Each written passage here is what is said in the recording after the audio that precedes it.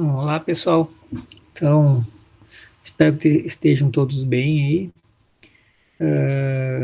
Nossa última aula foi sobre o ambiente do RPC, né? Então, a ideia era vocês reproduzirem aquele exemplo e fazer executar o cliente e o servidor. Eu acredito que praticamente todos conseguiram fazer. É uma aplicação simples que a gente tem ali, mas a gente vai rever agora ele de novo e entender melhor, entender como é que funciona a questão do cliente e do servidor. Dar uma olhadinha ali nos arquivos, tá? Então, uh, verificando aqui, estava executando o exemplo antes. Então, aqui, entrando no interface underline, perdão, interface.x, tá? Deixa eu aumentar essa fonte aqui. Nesse arquivo aqui, então, o que a gente fez aqui na última aula? Então, nós tínhamos uma interface, no qual ponto importante é esse método aqui, porque este método aqui é um método que vai permitir com que o cliente e o servidor se comuniquem. Então, nesse caso, eu tinha um único método com o número D1, né? Se eu tiver outro método, eu posso colocar, eu devo colocar outros números, né? Então, esse método, ele manda informações do cliente para o servidor, tá? Nesse parâmetro aqui, operandos, e ele retorna informação do servidor para o cliente nesse parâmetro aqui, que ele é int. Então, ele manda uma estrutura com dois inteiros, tá? E ele recebe um valor que é inteiro.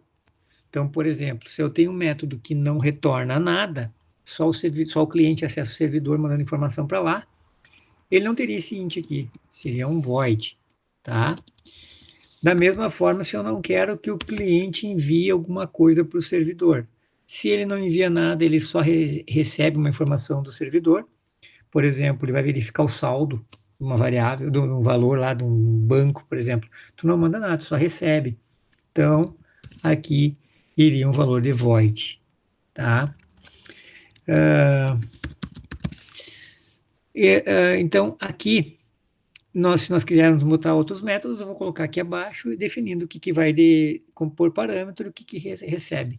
Então, essa estrutura que eu tenho é uma estrutura, né, que tem dois inteiros lá dentro, x e y. Tá? Somente isso. Só isso tem a interface, mas é muito importante, vocês viram que a interface, com base na interface, ela vai definir diversos arquivos que a gente viu lá passada, entre eles, muito importante, o cliente.c, que é onde a gente vai implementar. Então, vamos entender rapidamente como que funciona esse cliente.c. Ele tem aqui, então, o meu método principal, que é o método main. Tá? Ele recebe por parâmetro o valor que vem do argv, que é um array. Tá? Esse argv, ele são os parâmetros que eu passo no momento que eu executo. Então, por exemplo, quando eu dou ponto barra interface underline client e coloco 192.168.1.1, por exemplo, é esse valor que ele vai armazenar nessa variável host, que está aqui embaixo, host igual a argv1, que é o argumento 1, tá? O argumento 0, no caso, seria o nome, ponto barra client, né?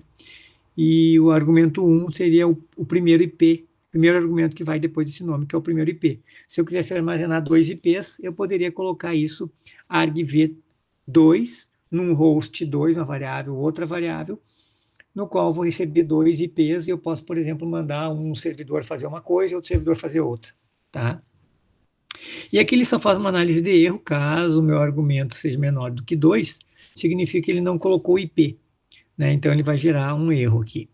Depois ele vai chamar, então, o meu método principal, que é o simpleprog1, e vai passar por parâmetro o host, o IP do servidor. Tá?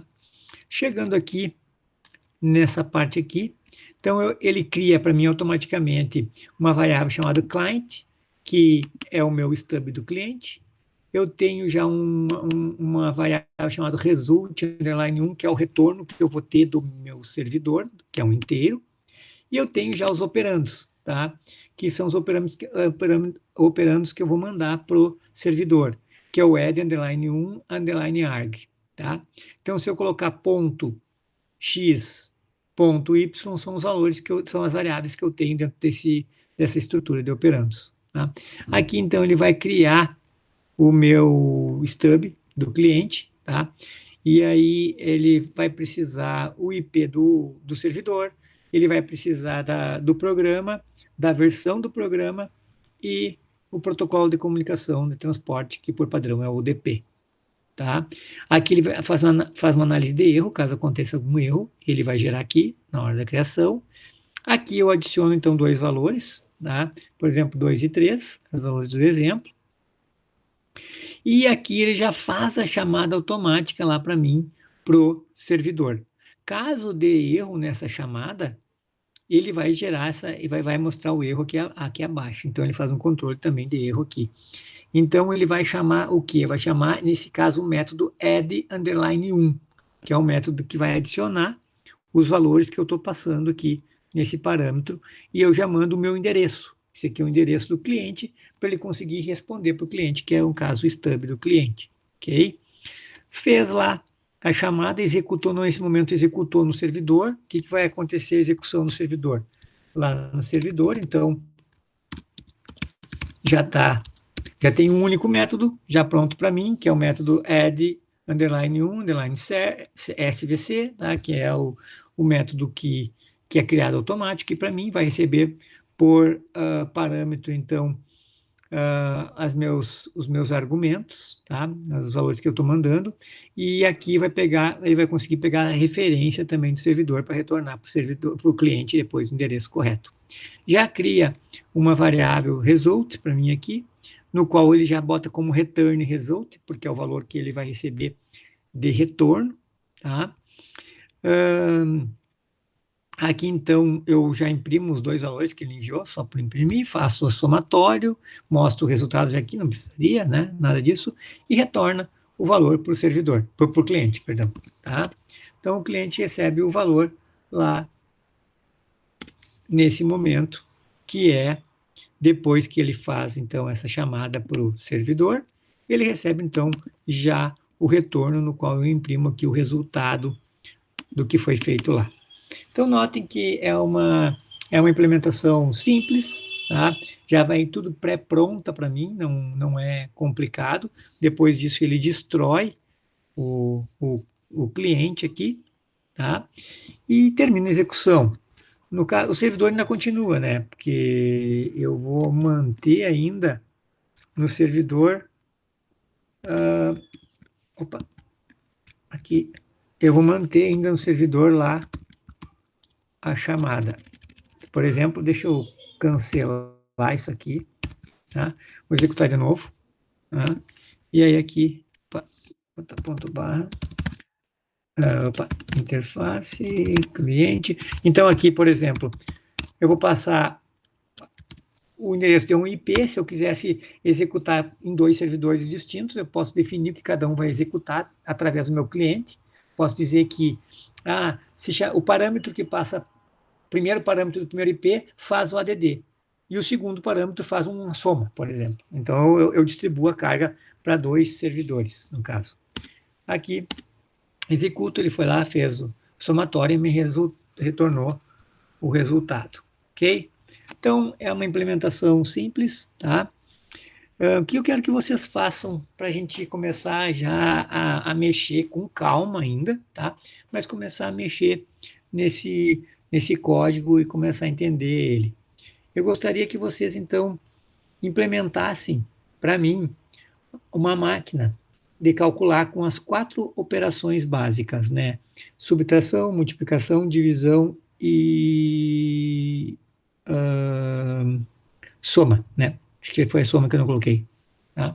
Então, as 4 operações básicas, tá? E aí vocês implementem isso. Vocês podem implementar de duas formas. Vocês podem implementar recebendo os valores pelo teclado, se vocês quiserem ali, mandar os valores para cada uma das operações, ou pegar um único resultado, por exemplo, 3 e 2, e fazer a soma, a divisão, a multiplicação e a subtração. Tanto faz, não tem problema. tá? O que eu quero que vocês façam, então, para a próxima aula, é um exemplo simples, mas para vocês irem já alterando e ver como é que isso funciona. Porque a próxima atividade já vai ser um trabalhinho que a gente vai fazer, ok? Então, se vocês tiverem alguma dúvida, né, ou problema no ambiente mudo, como vocês já tiveram, não tem problema de enviar com atraso, enviar depois, me encaminha um e-mail, eu vou lá, altero o prazo, isso não tem problema, tá? Isso pode acontecer, fiquem tranquilos, nós precisamos minimizar um pouco essa dificuldade que pode ter em termos de uma aula à distância, né? Então, por isso que a gente está indo com calma, entrando devagarinho no assunto, tá? Mas é importante vocês fazerem essas tarefas para que depois, quando a gente chegar um pouco mais na outra parte da implementação, vocês já saibam também desenvolver. Tá? Eu já comecei a dar dicas para vocês, então vocês observando, por exemplo, as videoaulas, vocês vão conseguir já executar as tarefas que a gente tem para fazer, ok? Então, sempre que tiverem dúvidas aí, entram em contato por e-mail.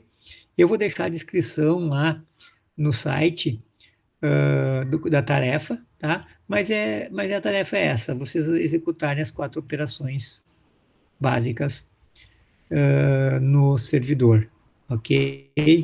Então, tá bom os estudos.